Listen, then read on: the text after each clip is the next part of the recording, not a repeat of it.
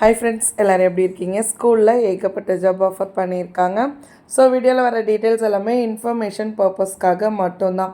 பர்சனலாக செக் பண்ணிவிட்டு விருப்பம் இருக்குது அப்படின்றவங்க மூவ் பண்ணிக்கோங்க. ஸ்கூல் நேமே கொடுத்துருக்காங்க, நோட் பண்ணிக்கோங்க. பேர்ஸ் பப்ளிக் ஸ்கூல் அப்படின்னு சிபிஎஸ்சி ஸ்கூல். ஸோ இவங்க வந்து பார்த்திங்கன்னா எங்கே இருக்குது அப்படின்னு அட்ரஸ்மே கொடுத்துருக்காங்க. தூத்துக்குடி மாவட்டத்தில் தான் வாண்டட் இருக்குது. ஸ்கூல் அங்கே தான் இருக்குது. சரியா? ஸோ என்னென்ன டீட்டெயில்ஸ் இருக்குது அப்படின்னு பாருங்கள். ஸ்கூலில் வைஸ் பிரின்சிபல் போஸ்டிங்க்கு வந்து வேக்கண்ட் இருக்குது.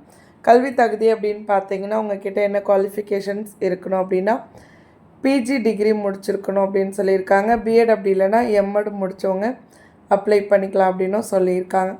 எக்ஸ்பீரியன்ஸ் பொறுத்த வரைக்கும் 5 to 10 years எக்ஸ்பீரியன்ஸ் இருக்கிறவங்க அப்ளை பண்ணிக்கலாம் அப்படின்ற மாதிரியும் சொல்லியிருக்காங்க. டீச்சர்ஸ் வந்து கேட்டிருக்காங்க. ஸோ டீச்சர்ஸ்க்கு வந்து பார்த்திங்கன்னா சப்ஜெக்ட்ஸுமே வந்துட்டு மென்ஷன் பண்ணியிருக்காங்க.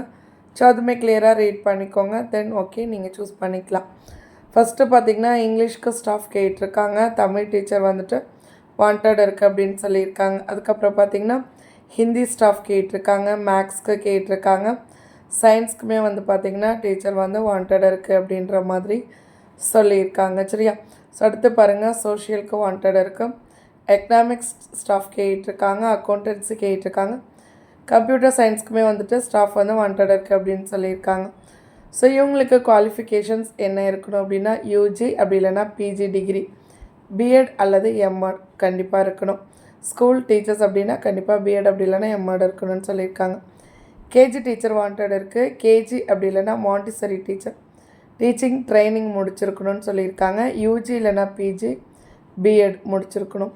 சேல்ரி பெனிஃபிட்ஸ்லாம் பார்த்தீங்கன்னா ஸ்கூலில் வந்துட்டு எக்ஸ்பீரியன்ஸ்க்கு ஏற்ற மாதிரி கண்டிப்பாக நல்ல சேலரியே பே பண்ணுறதா சொல்லியிருக்காங்க. ஸோ உங்ககிட்ட குவாலிஃபிகேஷன்ஸ் இருக்குது அப்படின்னா அதுக்கேற்ற மாதிரி சேல்ரி வந்து பே பண்ணுவாங்க. அவங்க சைடில் என்ன பெனிஃபிட்ஸ் பாருங்கள். அனுபவம் உள்ளவர்களுக்கு முன்னுரிமை சொல்லியிருக்காங்க. இங்கிலீஷ் ஃப்ளூவன்சி வந்து கண்டிப்பாக இருக்கணும். ஸ்கூல்ஸ் அப்படின்னும்பொழுது கண்டிப்பாக அது தேவைப்படும். ரெஸ்யூம் வந்துட்டு அனுப்பும்பொழுது உங்களுடைய ஃபோட்டோவை வந்துட்டு அதில் அட்டாச் பண்ண சொல்லியிருக்காங்க. லாஸ்ட் டேட் அப்படின்னு பார்த்திங்கன்னா அப்ளை பண்ணுறதுக்கு 25th March. ஓகேவா? மார்ச் மந்த்து 25ஆம் தேதிக்குள்ளே நீங்கள் அப்ளை பண்ணிக்கலாம். ஸோ வேறு என்னென்ன பெனிஃபிட்ஸ் எல்லாமே ப்ரொவைட் பண்ணுறாங்க அப்படின்னு பாருங்கள்.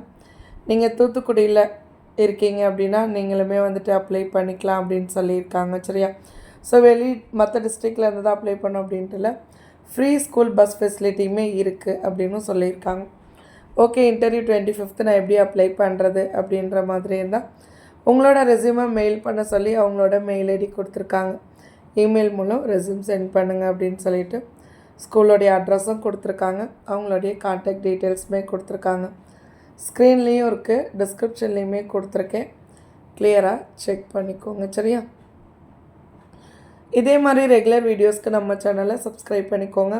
மறக்காமல் இந்த வீடியோவை ஜாப் தேடுற உங்களோட ஃப்ரெண்ட்ஸ்க்கு ஷேர் பண்ணுங்கள். கண்டிப்பாக அவங்களுக்கும் யூஸ்ஃபுல்லாக இருக்கும். உங்களோட டிஸ்ட்ரிக்ட் என்ன அப்படின்றத மறக்காமல் கமெண்ட் செக்ஷனில் சொல்லுங்கள். என்னால் முடிஞ்ச அளவுக்கு அந்த ஜாப்ஸாக நான் போடுறதுக்கு ட்ரை பண்ணுறேன். தேங்க்யூ.